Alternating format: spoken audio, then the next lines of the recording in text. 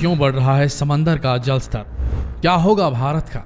दोस्तों, ये सवाल आज बेहद अहम हो गया है। तो ये खतरा आज हम सब महसूस कर पा रहे हैं। जिस स्पीड से ग्लेशियर्स पिघल रहे हैं, उससे समंदर के जल स्तर में खतरनाक बढ़ोतरी हो रही है और जमीन का बड़ा हिस्सा धीरे धीरे समंदर की कोख में समाता जा रहा है। जैसा कि आप सब जानते हैं कि हमारा देश भारत 3 तरफ से समंदरों से घिरा हुआ है, जिसके दक्षिण में इंडियन ओशन, पश्चिम में अरब सागर और पूरब में बंगाल की खाड़ी है। समंदर के जल स्तर में लगातार हो रहा इजाफा हमें उस खतरे में डालता जा रहा है जिसकी शायद हमने कभी कल्पना भी नहीं की थी। इसे ऐसे ही समझ लीजिए कि सी लेवल में हो रही बढ़ोतरी का ही नतीजा है कि आज देश के ज्यादातर राज्य बाढ़ की चपेट में आ जाते हैं, लेकिन असल खतरा उससे भी कहीं ज्यादा बड़ा है, न सिर्फ भारत पर बल्कि पूरी दुनिया पर। दोस्तों, यह खतरा उस कोरी अफवाह की तरह नहीं जो 2012 में फैली थी।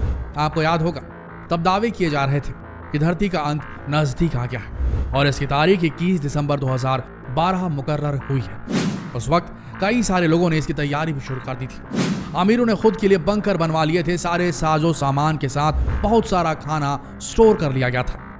हॉलीवुड समेत कई देशों ने इस टॉपिक पर कई फिल्में भी रिलीज कर डाली थी, लेकिन ऐसा कुछ हुआ नहीं। लेकिन आज जिस खतरे की बात हम कर रहे हैं वो बिल्कुल रियल है, उतना ही बड़ा सच जितना जिंदगी और मौत है, और इसे हम सब लोग महसूस भी कर पा रहे हैं। वरना कनाडा जैसे देश में टेम्परेचर 50 डिग्री सेल्सियस तक नहीं पहुंचता, वहां गर्मी से लोगों की मौतें नहीं होती। ऑस्ट्रेलिया और अमेरिका जैसे देशों के जंगल यूं धू धू करके नहीं जलते। वेस्टर्न कंट्रीज में लोगों को बाढ़ जैसी तबाही नहीं झेलनी पड़ती। अचानक दुनिया भर में आने वाले भूकंपों की संख्या ना ही बढ़ जाती। दोस्तों, कोरोना के खतरे के बीच एक और खतरनाक रिपोर्ट सामने आई है, जिसमें बताया गया है कि दुनिया भर के पहाड़ों पर मौजूद ग्लेशियर्स तेजी से पिघल रहे हैं। ये हर साल 31% की दर से पिघल रहे हैं, जबकि 15 साल पहले ऐसा नहीं था। ये रिपोर्ट दुनिया भर के वेदर रिलेटेड सैटेलाइट्स के डेटा को एनालाइज करके बनाई गई।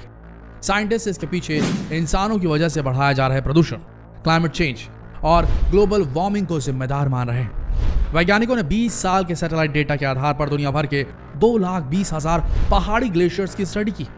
इसके मुताबिक करीब 328 बिलियन टन बर्फ हर साल पिघल रही है। ये 2015 के बाद से अब हर साल हो रहा है। ये स्टडी साइंस मैगजीन नेचर में पब्लिश हुई है। आपको बता दें दोस्तों कि इतनी बर्फ है कि अगर ये अचानक एक साथ पिघल जाए तो स्विट्जरलैंड हर साल 24 फीट पानी में डूबता जाएगा। मुद्दे की बात यह है कि सैटेलाइट के इन आंकड़ों को कई सालों तक छिपा कर रखा गया था। अभी ज्यादा वक्त नहीं बीता जब उत्तराखंड के चमोली के ऋषिगंगा घाटी में ग्लेशियर टूटने के बाद तबाही मच गई। इस तबाही ने फिर एक बार ग्लोबल वार्मिंग के खतरों पर सोचने के लिए हम सभी को मजबूर कर दिया। हिमालय से लेकर ग्रीनलैंड तक ग्लेशियरों के पिघलने का खतरा लगातार बढ़ता जा रहा है। Inter governmental panel on climate report में कहा गया कि ग्रीनलैंड और अंटार्कटिका में बर्फ की परत लगभग हर साल 400 अरब टन कम हुई है। इससे न केवल समंदर के स्तर के बढ़ने की आशंका जताई जा रही, बल्कि कई देशों के प्रमुख शहरों के डूबने का खतरा भी बढ़ गया है। अमेरिकी अंतरिक्ष एजेंसी नासा ने एक ऐसा टूल बनाया है जिससे यह पता लगाया जा सकता है कि अगर ग्लोबल वार्मिंग के कारण ग्लेशियर्स पिघलते हैं तो सबसे पहले कौन से शहर डूबेंगे। नासा का यह टूल धरती के घूमने की प्रक्रिया और ग्लेशियर्स के पिघलने की स्पीड के आधार पर शहरों का चुनाव करेगा। ग्लेशियर्स पिघलने की स्थिति में दुनिया में करीब 293 शहरों पर खतरा जताया गया। इनमें भारत के 3 शहरों का नाम भी है, कर्नाटक का मैंगलोर, महाराष्ट्र का मुंबई और आंध्र प्रदेश का कांकिंदा। वैसे मंगलोर पर इसका सबसे ज्यादा खतरा है। नासा के डेटा के मुताबिक ग्रीनलैंड और अंटार्कटिक आइस शीट के पिघलने का असर मंगलोर पर पड़ेगा।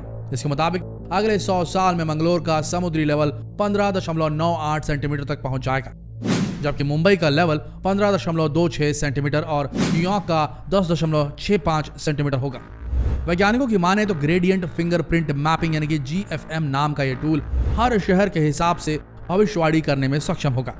The global environment outlook GEO6 की रिपोर्ट के अनुसार इंडोनेशिया की राजधानी जकार्ता, मालदीव, चीन का गुआंगझो और बांग्लादेश में ढाका, म्यांमार में यंगून, थाईलैंड में बैंकॉक और वियतनाम में हो चिन मिन सिटी और हाईफोंग, अमेरिका का न्यू ऑरलिंस सबसे ज्यादा प्रभावित होंगे। ऑस्ट्रेलिया के कुछ रिसर्चर्स ने दावा किया था कि 1870 से 2004 के बीच समुद्री जल स्तर में 19.5 सेंटीमीटर की बढ़ोतरी हुई थी। जियोफिजिकल रिसर्च लेटर्स में पब्लिश्ड उनके रिसर्च में कहा गया था कि 1990 से 2100 के बीच समुद्री जल का स्तर 9 सेंटीमीटर से 88 सेंटीमीटर के बीच बढ़ सकता है। और अगर ये भविष्यवाणी सच हुई तो यकीन मानिए दुनिया में शायद जमीन का बहुत छोटा टुकड़ा ही बच पाएगा। शायद पूरी दुनिया ही वेनिस बन जाएगी। सड़कों पर नावें चलेंगी और समुद्र किनारे बसे शहर पानी में कहीं खो जाएंगे। अमेरिका के तो 6 बड़े शहर पूरी तरह जलमग्न हो जाएंगे। ये शहर होंगे Miami, Atlantic City, New Orleans, Galveston, Charleston और वर्जीनिया। इसके अलावा न्यू जर्सी और टेक्सास भी खतरे की जद में होंगे। भारत में भी मुंबई, कलकत्ता समेत समंदर किनारे बसे सारे शहर पानी में कहीं खो जाएंगे। मॉरिशस और मालदीव जैसे देशों का नामो निशान मिट जाएगा। दोस्तों, इस बात से कोई इनकार नहीं कर सकता कि पृथ्वी की सतह पर तापमान में लगातार बढ़ोतरी हो रही है। साल 1950 से अभी तक के आंकड़े बता रहे हैं कि धरती का तापमान 0.8 डिग्री सेल्सियस तक बढ़ चुका है। अर्थ के टेम्परेचर में हो रहे इजाफे के पीछे वैज्ञानिकों में आम राय है। 1950 के दशक के बाद तेजी से होता औद्योगिकीकरण इसके लिए काफी हद तक जिम्मेदार है। वहीं मौजूदा तापमान के अधिक स्तर का संकेत हमें पृथ्वी के मौसम में तेजी से होते बदलाव के तौर पर भी देखने को मिल रहा है। दोस्तों, जब छोटे छोटे ग्लेशियर्स आफत का सबब बन जाते हैं तो यह जानना जरूरी हो जाता है कि सबसे बड़ा ग्लेशियर पिघलने पर कैसी कयामत लाएगा। अंटार्कटिका का थ्वाइट्स ग्लेशियर वही है जो दुनिया का सबसे बड़ा और सबसे खतरनाक ग्लेशियर माना जा रहा है। अब इस पर दुनिया भर के विशेषज्ञों की निगाहें टिकी हुई है। अंटार्कटिका के पश्चिमी इलाके में मौजूद यह ग्लेशियर समंदर के भीतर कई किलोमीटर की गहराई में डूबा हुआ है। इसकी अंदरूनी चौड़ाई लगभग 468 किलोमीटर है, यानी कि समंदर के भीतर ये एक विशालकाय दैत्य की तरह फैला हुआ है। इससे अगर मजबूत से मजबूत जहाज भी टकराए तो भयंकर दुर्घटना हो सकती है।